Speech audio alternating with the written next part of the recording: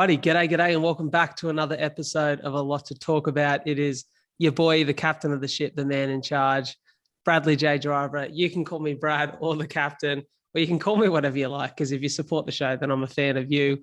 And I'm just glad to be here. We're in lockdown. We're providing people with some well-needed entertainment, but also some education, because today's topic is going to be extremely educational and very relevant, because I assume, or I'd love to assume, that everybody listening or watching this has at least one friend, and we're here to talk about friendships today. Friendships that are positive, negative, toxic, all of them alike, because today's guest is an expert in all of that. She's a neuropsych, and we're going to dive a little bit more into what that is. We've all heard of psychologists, we've all heard of neuroscience. Well, what happens when you combine the two, where you get Dr. Hannah Korrel? I hope I'm saying that right. So from your home, your car, or wherever you are, give a very warm welcome to not only this incredible human being, but also an author of the book, How to Break Up with Friends. How are you, Hannah? Hi, Captain Brad. Thanks for having me. Very My pleasure. exciting to be here. My pleasure. In the midst of lockdown. It is good to see you. It's nice to have a little bit of human interaction from lockdown. And I was just saying, I'm in a little bit of home isolation today, because we just found out we're casual contacts due to a COVID case in Woolies. So what better way to spend it than here on Zoom with you talking on a podcast? Thank you. Yeah, it's a really trying time. I think everyone's going through like the 7 stages of grief that we're back in lockdown again. I think I'm in somewhere between depression and anger. It's a bit like that, isn't it? And it's frustrating. You know, we're very social creatures. Well, I know I am anyways. So I always miss plenty of friends and family during these times. And we're here to talk about that. We're here to talk about friendships. And this is probably, I guess, one of the benefits of a lockdown or these periods where we are less social is you get to assess your friendships. You realize whether you miss them or not. It really does clarify the way you feel about a lot of the people you have in your life. And as they say, distance makes the heart grow fonder. And if you're not missing your friends during this period of time, you're either potentially sick of them, like my friends probably are of me, or there's good reason for that. And we're going to talk about all that here today. You've written a book, How to Break Up with Friends, which I continue to hear incredible things about. However, I am the slowest reader on the planet, and I've been on the same book for the last 6 months. So I'll get to it. I guarantee you that. Get on the Audible, Brad. I might have to, because that seems to be the more viable way for me to get that education. But before we dive into, I guess, the book and the lessons from that, I want to get a little bit of an idea of who you are and why this topic interests you, why you decided to study in your given field. Oh, thanks. Well, I'm Dr. Han. I'm the no bull psych.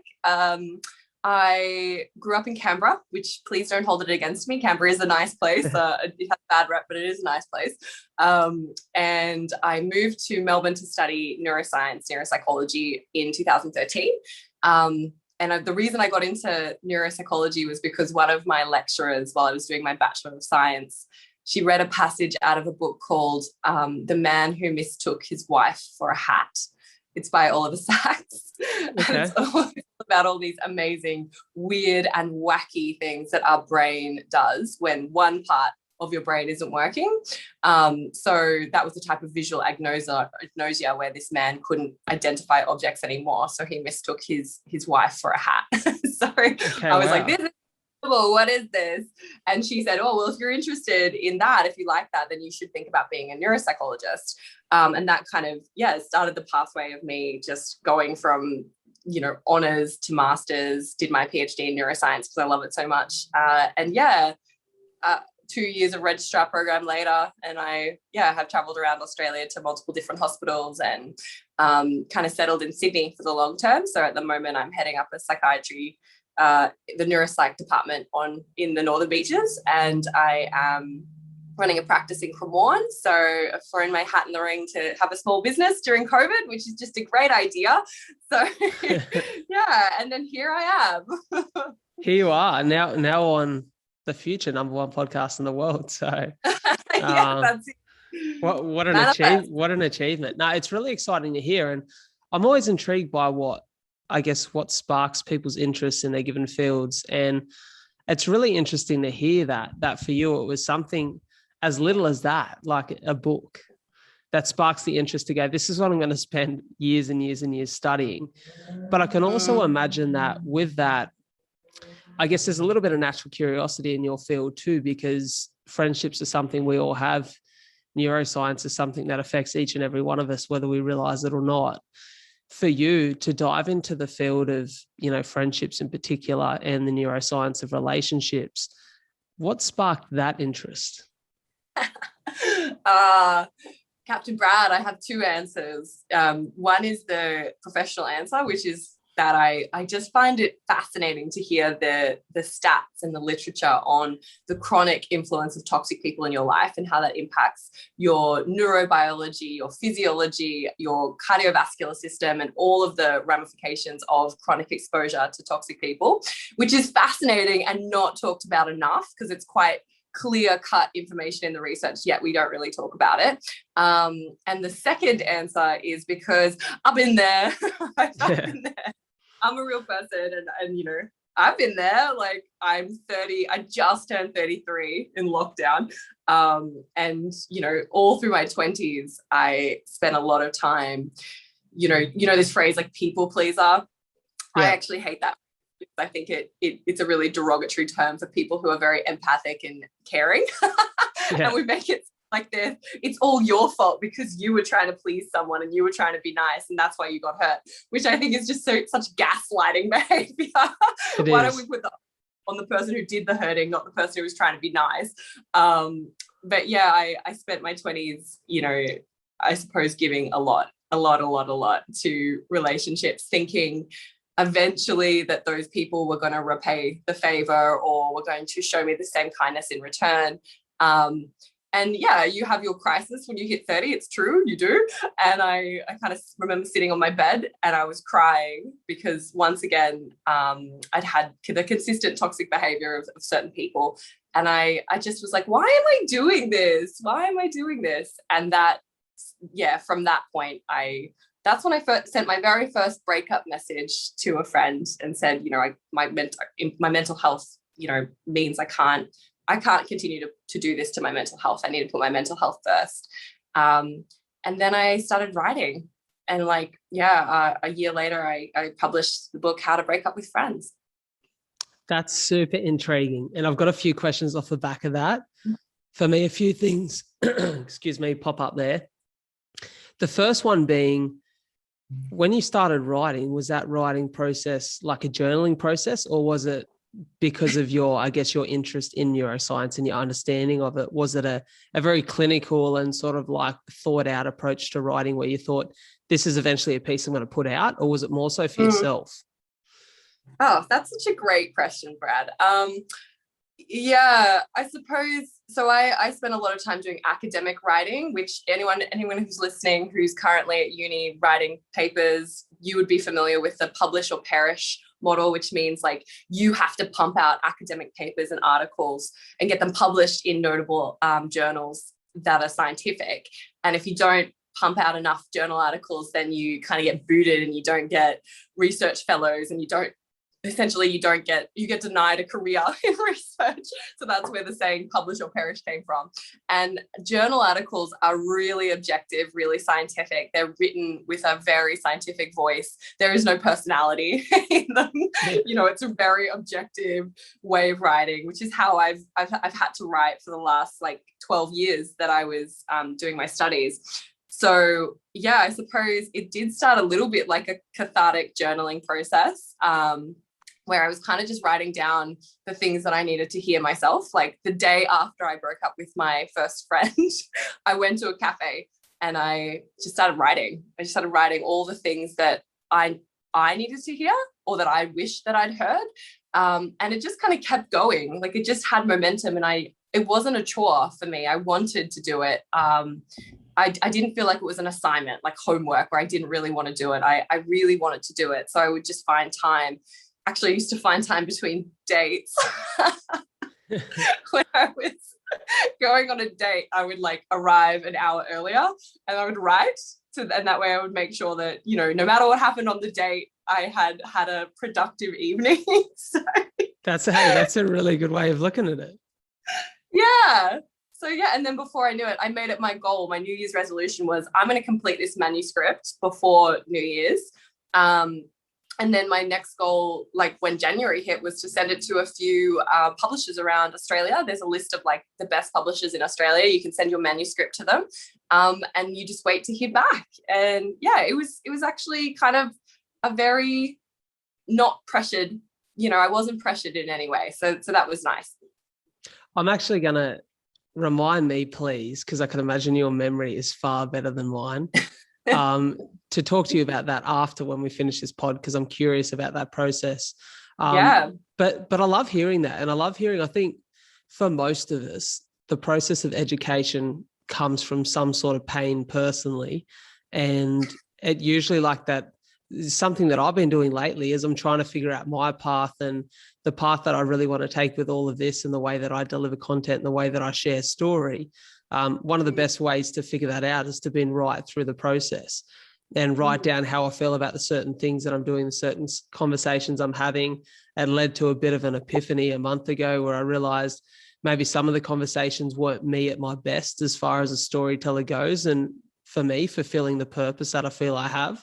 And that's why I'm linked up with someone like you here today, because it was about, okay, realigning with the meaningful stuff, the stuff that mattered to me. And that always begins with a bit of self-pain, right? So it's really interesting to hear that. The second question I had off the back of your first real major point here in this pod is you spoke about breaking up with a friendship. How different are friendships and romantic relationships as far as all of this neuroscience goes? Is it similar? Good question. I love that question. Sorry, I'm just going to readjust. No, you're right. That is the best question. They're actually not that dissimilar, but in society we treat them like they're super dissimilar. So there's a lot of like momentum in the space of spooking, domestic violence and narcissistic abuse and toxic relationships in a paradigm of romantic relationships, which you probably are familiar with. It's all over Instagram. Like just look at hashtag toxic relationship, and most of it is about your relationship with a partner. Sometimes we talk about relationships with family as well. And we're even pretty good at talking about relationships with workplace, in workplaces and toxic workplaces. But we don't really give a lot of space to toxic friendships. And I think the reason for that is because it's a social stigma. And friendship is still an obstacle that we have to overcome in terms of getting a bit woke to the fact that it's okay for you to have expectations of a friend. Because in society, we have this kind of expectation that, a friend is a friend is a friend. And once a friend, always a friend. And, to be a good friend, you should give and expect nothing in return. So anyone who expects something from their friends, that there's the ultimate fear of you being a buzzkill and you being uncool. Like friendship is intrinsically tied with popularity and coolness, right? Like the number of friends you have indicates how cool you are. If you have a friend, it means you're a likable, cool individual that people want to be around. And if you don't have friends, then that must mean that you, in some way, there's something wrong with you. So this model of us thinking, I'm never going to complain about friends. I'm never going to call people up on their behavior. I must always be cool. I must always be friendly, easygoing, and relaxed. I can't ever rock the boat. I can't ever be a buzzkill because God forbid I do that. And then I'll get labeled a Karen, I'll get labeled as a complainer or a high maintenance person.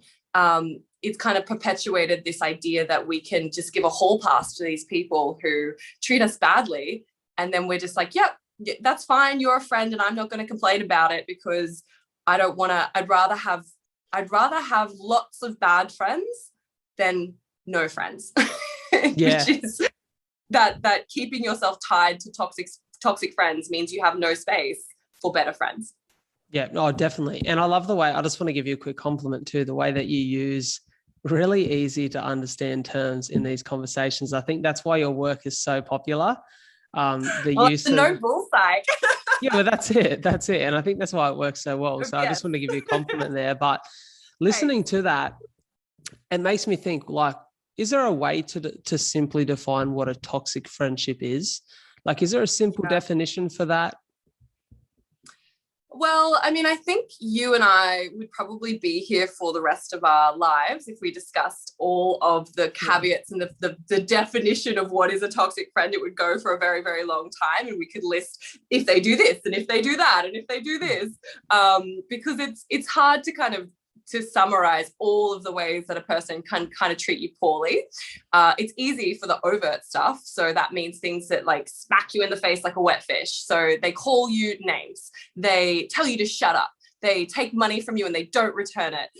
They damage your property. They physically are abusive to you. Those things are just flat chat. Like, that's a bully, not a friend. That's a bully. Yeah. They're bullying you. And that's overt. That's overt behavior. It's obvious, you can see it. It's clear and direct, and it's very easy to point it out.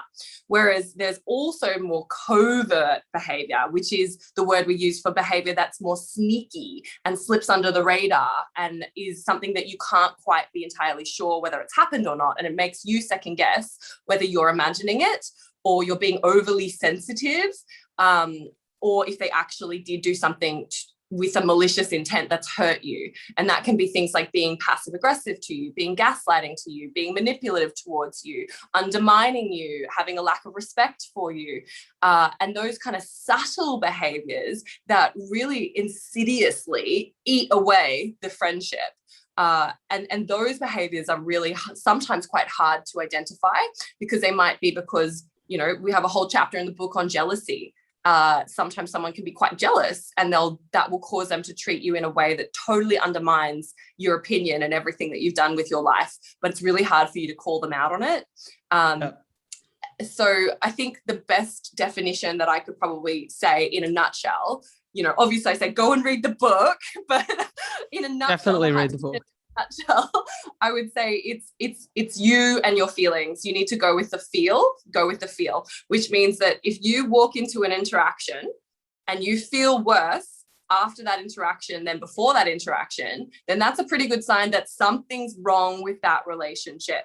Something's wrong, because you shouldn't be walking away feeling worse than before you saw the person. So if you feel anxious, you feel scared, you feel apprehensive before you meet them, because you're never sure, am I going to get Jekyll or Hyde? How are they going to treat me this time? And you're feeling anxious about how they're going to behave. If you feel awful during the interaction, you feel humiliated, you feel ashamed, you feel embarrassed, you feel patronized, you feel judged, that's again another red flag. And if you walk away, and maybe not immediately, but maybe when you're laying in bed in the middle of the night and you're thinking back, why do I have this unusual feeling in the pit of my stomach, like something's not quite right? And you reflect on it, and it takes you a little while to realize, oh, it was because they kept interrupting me, or, oh, it was because of the tone of their voice, or it was the way that they kept speaking to me in this particular way that makes you realize, oh, actually, I don't like how that happened. I don't feel right about what happened. So that red flag of go with the feel is probably your best rubber stamp of something might be wrong. Yeah, that's a really good way of looking at it. And I can imagine there are probably a lot of people, unfortunately, who are sitting here listening to this or watching this, who are throwing their hand up when they hear you say a few of those toxic traits. And if one of those people is sitting there and wondering, okay, that's definitely a friend that I have, or that's definitely someone within my life, how do you address that? Because there's a few ways that I look at this, and there's a few questions that arise for me. So let's say we recognize we have a toxic friend. Mm-hmm. Is it like the, you know, a bad piece of fruit where you need to throw it out when it's rotten in the middle? Do you throw it out straight away? Do you have a conversation? Is there something that we can do to, you know, I know you're not a fan at all of ghosting, and I agree. I think that's a really terrible way to handle most situations, if not any situation. However, when approaching someone who is a toxic friend or has those toxic qualities, should we be addressing it in a certain way? And is it calling them out for those toxic traits, or is it letting them also know how you feel? Yeah, great question, Captain Brad. Look, I love that analogy you just gave about like fruit. I'm sitting by my fruit bowl, so I'm just going to grab a fruit. Yeah, I love that idea of like, is the fruit rotten? Like, what's that saying? Like, he's a rotten apple. He's rotten to the core. And it's kind of like an ad hominem attack. Ad hominem means to, instead of going by the behavior of what someone's done wrong, you make a personal character opinion about who they are as a person. It's not the bad behavior it's not the behavior that's bad, it's the person that's bad, and fundamentally as a person they're a bad person. I don't think that anybody is a bad person. I think that, you know, people can do bad things, but fundamentally as a human being, I don't think, well, very, very few people, like, you know, psychopaths is a very, very small base rate. It's like 1 in 100 million people would technically meet criteria to be a psychopath. And what I mean by that is people don't typically wake up in the morning and go like, who am I going to hurt today? You know, people don't deliberately, maliciously, intentionally try to hurt other people. We're all just floating around this crazy universe trying to do our best. And most of the time, you know, you're doing stuff based on all the information you have at the time and what you're going through at the time. And you didn't intentionally mean to hurt somebody, but you may have. So I don't think that individuals are deliberately assholes. Sometimes they can be recurrent assholes because they don't know that what they're doing is not friendship, it's actually friendship. Which is why I am a big advocate for communication, which I know is not like the fun, glamorous thing to say, and it's not super fun and amazing. It's just the no bullshit truth. Okay. And that's, you have to be able to communicate when something was wrong.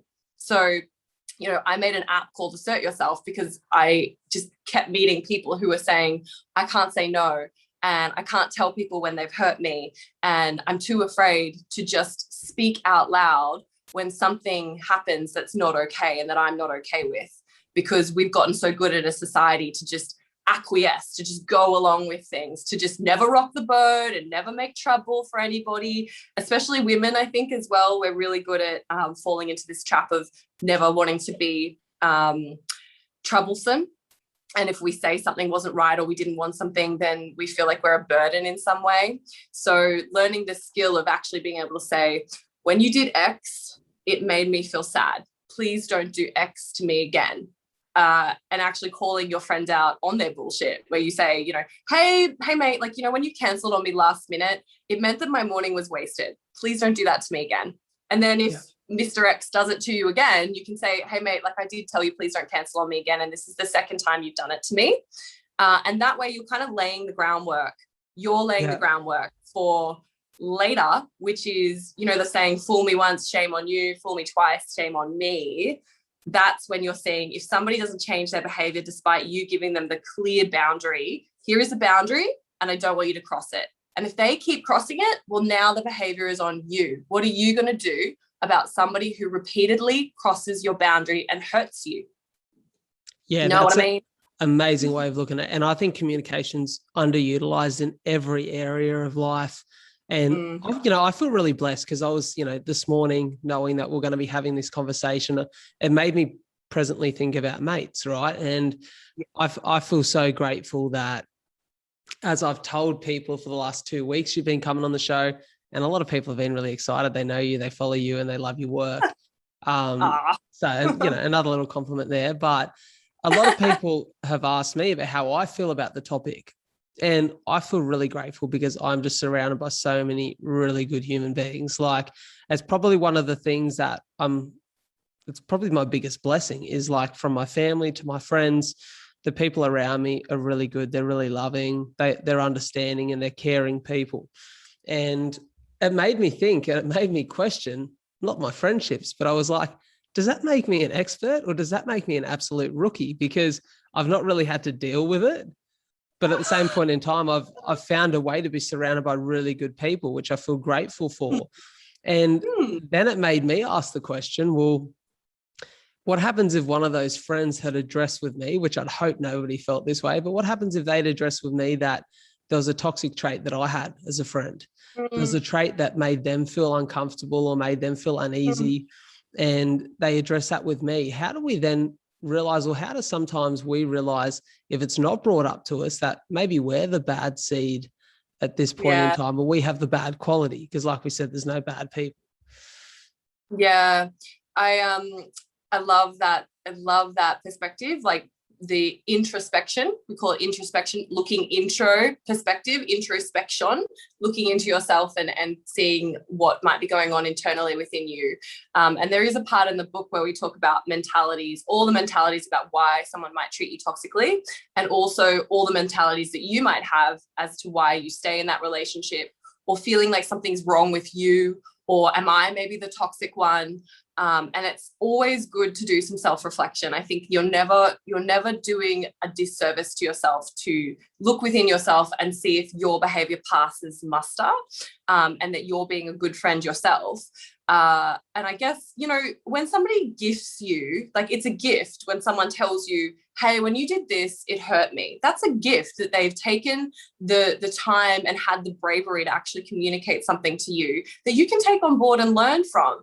And again, it's that case of, you saying thank you to that person for giving you the benefit of the doubt that, I know you didn't mean to do this on purpose. I know you weren't intentionally trying to hurt me, but when you did this thing, it did actually hurt me. And that's actually really beautiful and really mature, and shows a lot of emotional EQ, emotional intelligence, to be able to say, I know you weren't intending. I can see past the behavior into your intentions. And I know your intention wasn't to hurt me. So I'm just letting you know this behavior did hurt me. So please don't do it again.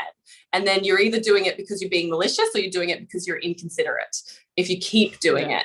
And of course, we want to show that we're not inconsiderate. So I guess the answer, Brad, is like, okay, well, someone tells you, please don't be late, or please don't disrespect my time, or please return the money that I lent you, or please don't call me an idiot, even though you think it's a joke because it's actually hurting me. Well, then it's like, well, if you keep doing that, then yeah, you're being a bit of a jerk. You need to stop. Why are you doing that? Like, if someone tells you this behavior hurts me, why would you keep doing something that hurts somebody? It's either because you are being intentionally malicious, or it's because you're being non-maliciously inconsiderate, which basically means I'm not doing it to hurt you. I'm not doing it because I want to hurt you. I'm just not taking into consideration your feelings at all. I'm oblivious to your feelings. I'm not putting any care into your feelings. And in a way, that is actually the hurtful part of it, is like, you're such a low priority for me that I don't even care to take check and accountability of my behavior. Yeah, I think it's a really good point. And I think I guess if anything, it's a reminder that we all need to be introspective at times. And even if we don't feel like we're having any bad qualities or projecting anything toxic onto our friends, it's probably just a good practice just to every now and then consider how you have been around your friends and the type of human being you are, especially in times like this where there is so much frustration surrounding friendships and not being able to see people. And maybe, someone hasn't made you their one exercise buddy or their one walk buddy in this current max of 2 people catch-ups. I think it's just important to remember that, everyone's going through difficult times, and sometimes we can be a little bit oblivious to those things when we're caught up in our own world. So definitely something that I'll be practicing more of, and hopefully all my friends listen to this think I'm doing a good job of it. We'll see. I do have a question for you, actually, Brad, because you mentioned friendships, and you've had good quality friendships, and it's great to meet a man who is so emotionally intelligent and so woke to all of those, psychological things, and talks about mental health, because we do have a little bit of a problem in Australia with men and mental health. I wonder, what's your experience of friendship and masculinity in friendship? Because sometimes, there is this trend for men to, have this resistance to talk about emotions and to be emotionally close in relationships with their friends and not get the right support that they need. And I wonder how you find emotional closeness in male friendships. That's a really good question. A great question. And I love when I get asked questions. It's nice to be on the other side of them. I think the reason that my friendship circle is really open about these things, and like I said, I'm blessed. I've got a good bunch of friends, and I've got friends in different areas of my life, some that have been there since the age of 4, like we've grown up and spent 20 plus years together. I've got friends who are more recent, who I've met through like my communities, like running and the work that I do and in this space. And I think the common the common thread amongst all of them, and I guess the unique lens that we all see our friendships through, is because of my life and my particular circumstances with a health problem. There have been some times, I guess, in my life where I haven't been as healthy as I am now, and I've faced more challenges. And I think when you face challenges and you are yourself vulnerable and your mates can see you out of your comfort zone, then they rise to the occasion. And I definitely know the friends that are still around me have, right?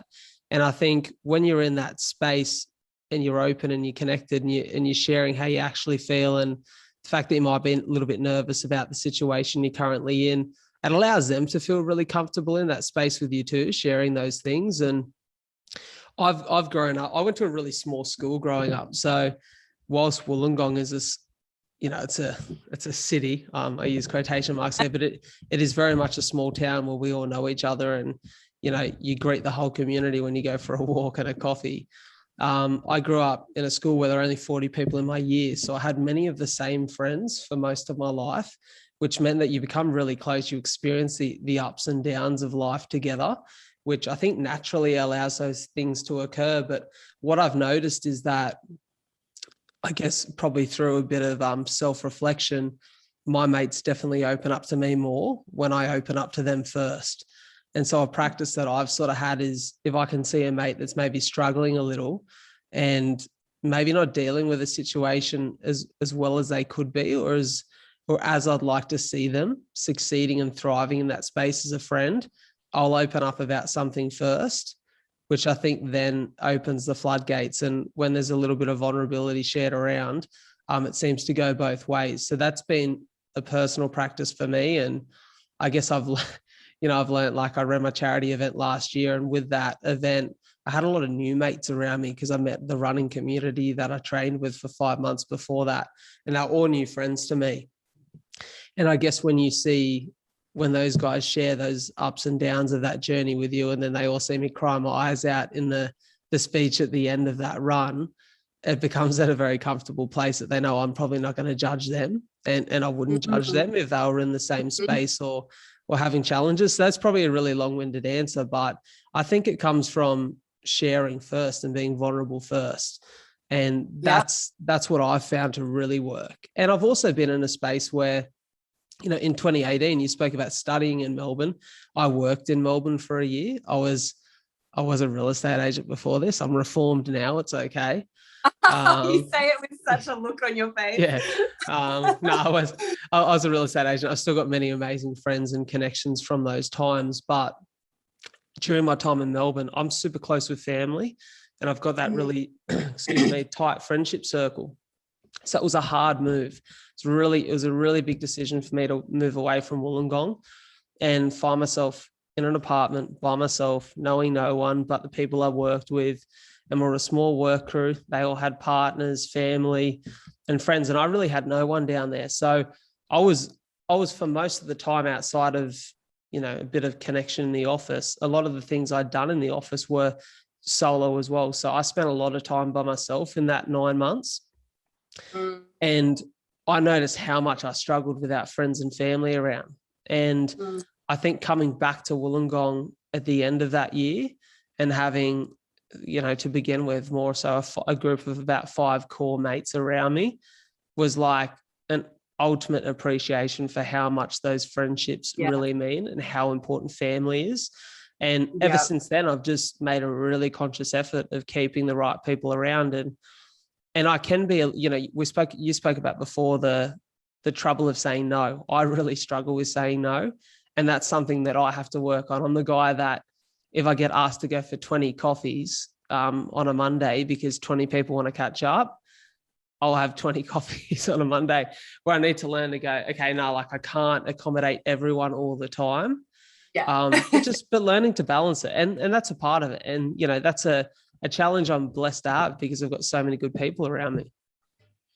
Yep. And it's funny, exactly what you said echoes the literature as well with male friendships in Australia. It's interesting you said, I find, like you were saying, you can open the door if you share first. Yeah. And I talk about this in the book about masculinity, and sometimes people use the word toxic masculinity, which I am not a huge fan of that term, because I think it implies that there's something inherently evil about being masculine, which is not. It's only when there's too much of anything, it becomes a bad thing. So too much stoicism and too much non-help seeking behavior can become toxic. So I like to sort of think of it like masculinity imbalance, where we're doing too much of not opening up, not being emotionally vulnerable, not being too stoic, going through everything alone, championing, grinning and bearing it, and not sharing. But the literature, one of the largest studies in Australia that have looked into male friendship, showed that like 80% of men are unsatisfied with the quality of their relationship and wished that they could open up more to their friends, but were fearful that if they opened up, they would be judged, and that they would be, thought of as weak or pathetic, or in some way less of a man, because they opened up about their feelings. And they actually reported, I think it was like something like 40% reported that if their friend was to open up first, that they would reciprocate as well. So it's a little bit like sometimes males can play a bit of a game of emotional chicken, where it's like, who's going to go first? If you go first, then I'll go. So sometimes I think it's nice for men to hear other men say, you're in a safe space if you open up, and if you do talk about how you're going, you might find that is actually accepted with your friend better than you thought it was going to be.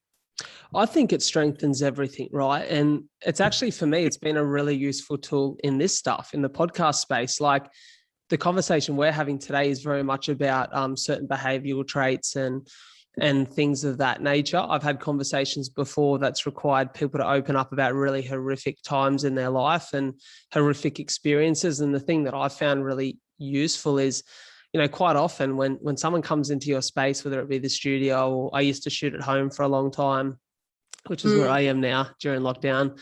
But I found that a really good way to get people comfortable opening up was, before we got on camera, I would just share all of my stuff with them and kind of just hopefully break down the walls and the barriers that made them feel like they couldn't share. And I think it strengthens every relationship in your life. And I also think it's a really important part of figuring out whether those people are the right people for you or not. Like, I know if I was not just with a mate, or if I was with a new mate, or I was on a date, or I was speaking to someone for the first time, I reckon one of the best things you can do is be really honest and share from the start, because it actually allows you to figure out how they respond is probably a good gauge of whether you're matched or not as friends, partners, colleagues, whatever it may be. And I think if you're listening to this or viewing this here today, and hopefully many, many of you are, then I think if you've got the confidence and you've had some experience in that space, be the first one to open up, challenge yourself to be the person that shares that little bit first. And you don't have to put it all out there for the world to hear from the beginning. It can just be, I think I've heard you say before in another podcast, a great way to do it is just one-on-one. Doesn't always have to be the group scenario. Yeah, especially I think for men, because there is a bit of a stigma about emotional disclosure. In group settings, we have a banter culture, we have a joke culture in Australia. There's studies that have been done into this, where teasing is used as a way of getting the conversation back into a safe space for men who aren't comfortable with the emotional content of the conversation. So they will use teasing to try to, bring it back to a space where they feel comfortable in what they're actually doing, even though it's a joke and even though it's in jest and it's supposed to be funny. They're actually signaling to the person who's opening up, oh, you need to stop now. You need to stop opening up, and we need to pull back. And we know literature sort of is pretty consistent, indicating that male friendships tend to be based on physical proximity. So just being close to each other, like sitting and having a beer, or sitting and watching a footy game, or or going and playing golf. So we're physically close, we're standing next to each other, but we're not emotionally close.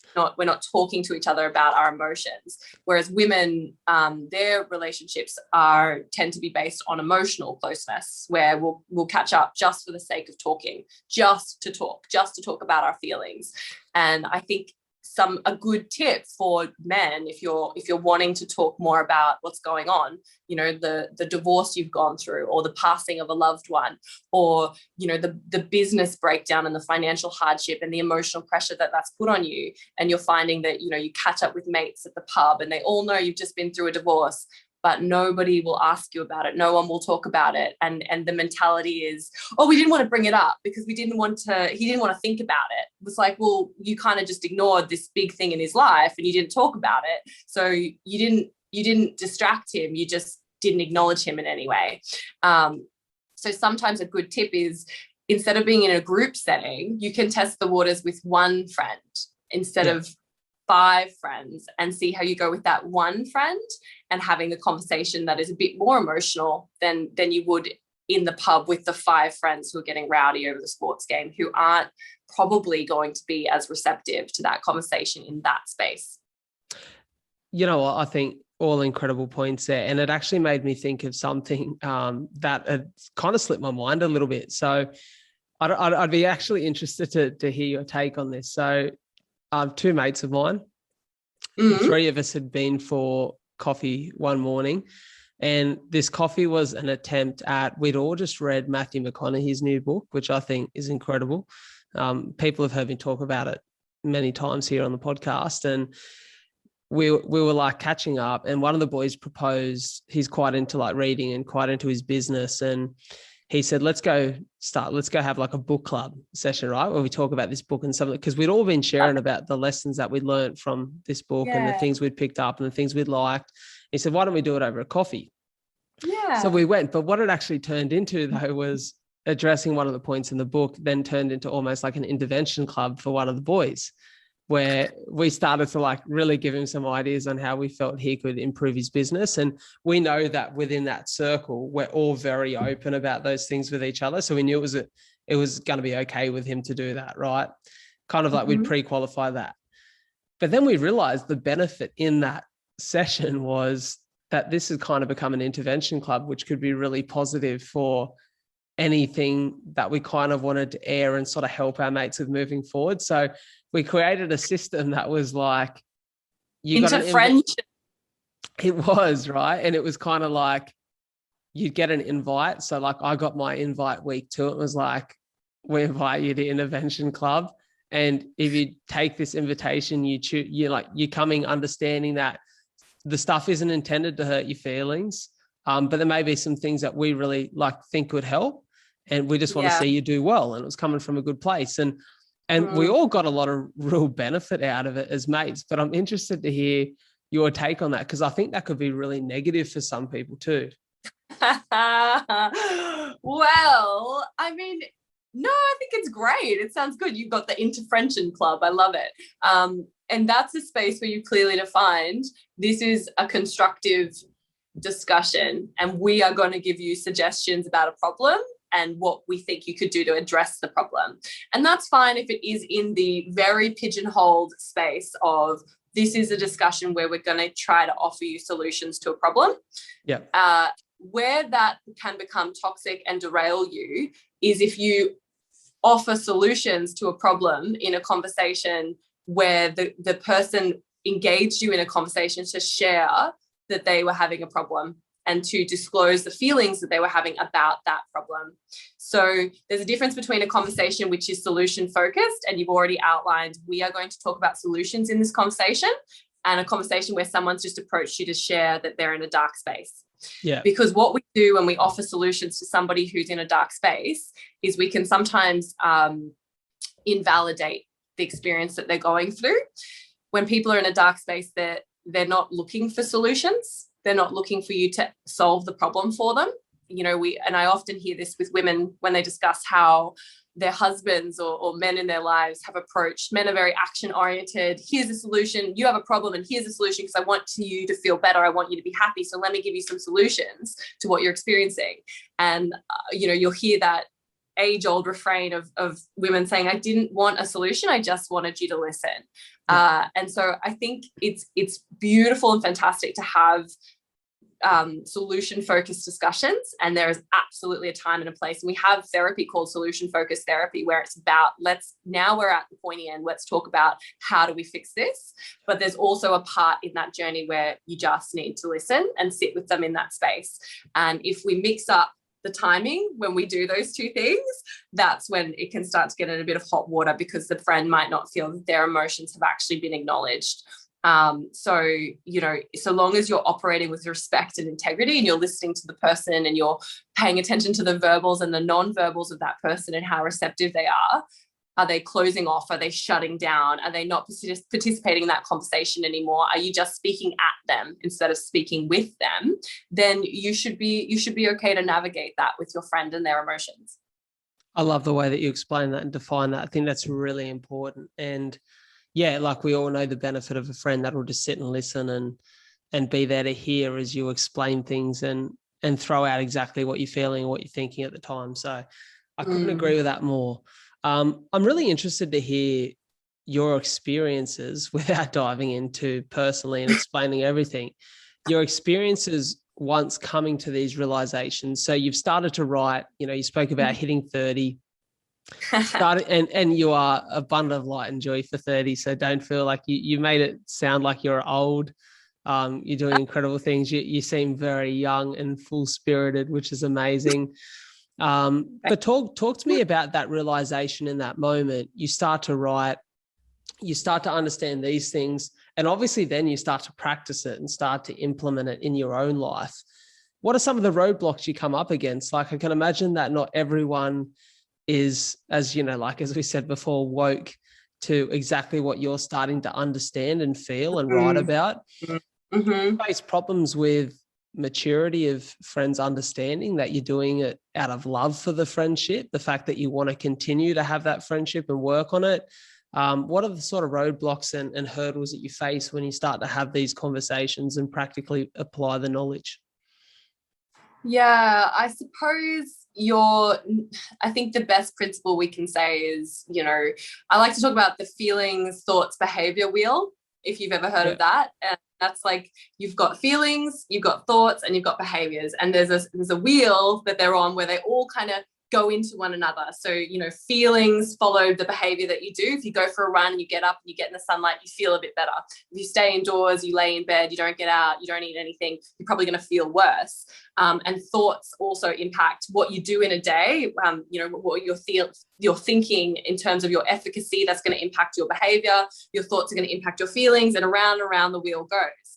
Now, we don't have control over our feelings. We don't have 100% control over our feelings. We feel what we feel, and we don't get a choice in that. When you hear a certain piece of news, you're going to spontaneously feel happy or sad about that. And you don't get a choice what you spontaneously feel in response to this world, right? Yeah. Your thoughts, you don't have control over your thoughts. People love saying to me, yes, you do. And I'm like, no, you don't. Because if I said to you, Brad, do not think about the fluffy pink elephant. Do not imagine an elephant. Do not think about the letter E. Don't think about the color pink. Do not picture an elephant. Like, I'm sorry, did you picture an elephant just then? That's all I could think about. And I hated the fact you were right. Going to pop into your head at some point today. Now, you don't have control over the thoughts that pop into your head. We have like a thought a second, at least. There's how many seconds in a minute, how many minutes in an hour, how many hours in a day. Your brain is wired to think about everything all the time so it keeps it safe.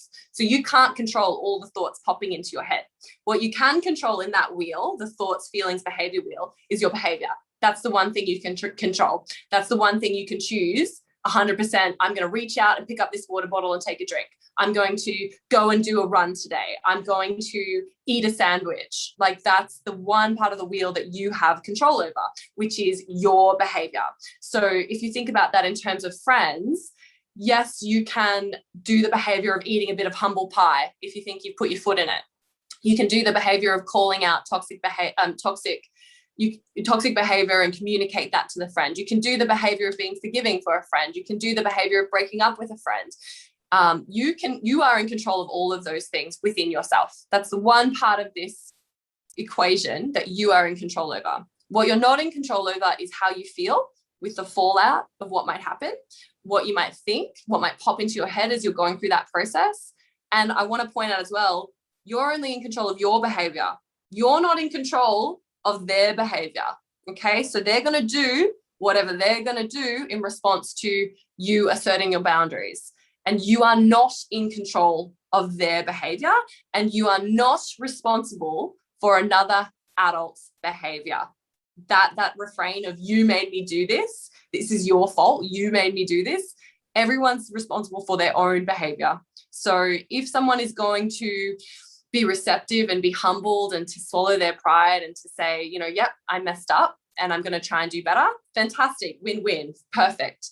If they're going to turn around and say, get defensive, get super defensive and say, well, here's all the things that you do wrong, and totally undermine your attempts to rectify the relationship, or they're going to turn around and air all your dirty laundry on social media, or they're going to turn around and be vitriolic and make horrible remarks to you, and it changes the nature of the friendship forever, where they suddenly double down on their toxicity. You are not in control of that. All you can control is your behavior in response to what happens, and taking the next step in the line, which might be, I've communicated this, they've doubled down or they haven't changed. And now for my own mental health, I need to put pause on this relationship or end this relationship. That right there, I think, is the biggest takeaway from this whole podcast, that you should never feel guilty about speaking up about how you feel, what you're thinking. And like you said, having that positive behavior to call it out, to ask the question, to make them aware of it. Like you said, you can't control what the person on the other side of that conversation feels like. And that's unfortunate, but it's life, and you deserve to be able to speak up about those things. So I love talking to you about this conversation. I feel like you could talk about friendships and relationships and everything that you've written and spoken so much about before for hours on end.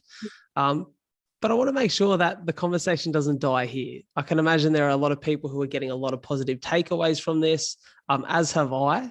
And I want to make sure that we all continue to go on that adventure of understanding friendships and understanding the good ones, the bad ones, and the things that we need to work on ourselves too. So how can people continue to be in touch with your work and get their hands on your book? Great question. Well, I always love people coming and joining the little community I've made, which is on Instagram at @NoBullPsych, which is a little safe space, I suppose, where I post regularly about little things that you might not have realized that are impacting your friendship and your relationships with other people. And I do get a lot of messages on my Instagram from people saying, oh my God, I'm experiencing this. I thought I was alone. I thought there was something wrong with me. So it's kind of a validating space to feel like, no, there's quite clear science and literature to say this is a real thing. This is happening. This is the effect it has on your body and your brain, and you're not imagining it. So come along and join us there. Otherwise, if you want to check out the book, which I would absolutely love to get feedback from anyone, you can get it at all good bookshops. So Big W and Dimex. You can also get it on Audible. So that's an easy way to listen to it. So you can just plug it in your ears as you're doing your solo walk around the community during lockdown. And I would love to hear what everybody thinks about it. I love getting feedback. So, if you read it, do let me know what you think. I love it. I'm going to get around it. I'm going to make sure that people continue to get around it. And I'll have all the links from today's conversation or in the description of today's episode there for you to jump on Audible, for you to find the book at one of those stores or all of them, if I can find all those links, and also your social stuff. I want to say thank you so much for being here to have this conversation. It's a really important one. And I want to commend you not only on all the incredible work you're doing, but for all of the sacrifice you're making at the moment. It is a very tough time for anyone on the front line. And as we spoke about off camera before we jumped on, 7 days a week is relentless. So thank you so much for all the incredible work you're doing, Dr. Hen. It's a pleasure to have you here. Thanks, Captain Brad. It was great to be here. My pleasure. My pleasure. Take care and make sure you check out those links. Thank you all for tuning in, watching and listening. Remember, give it a follow, subscribe, 5-star ratings, raving reviews, and share it with your family and friends. You're all a bunch of gems.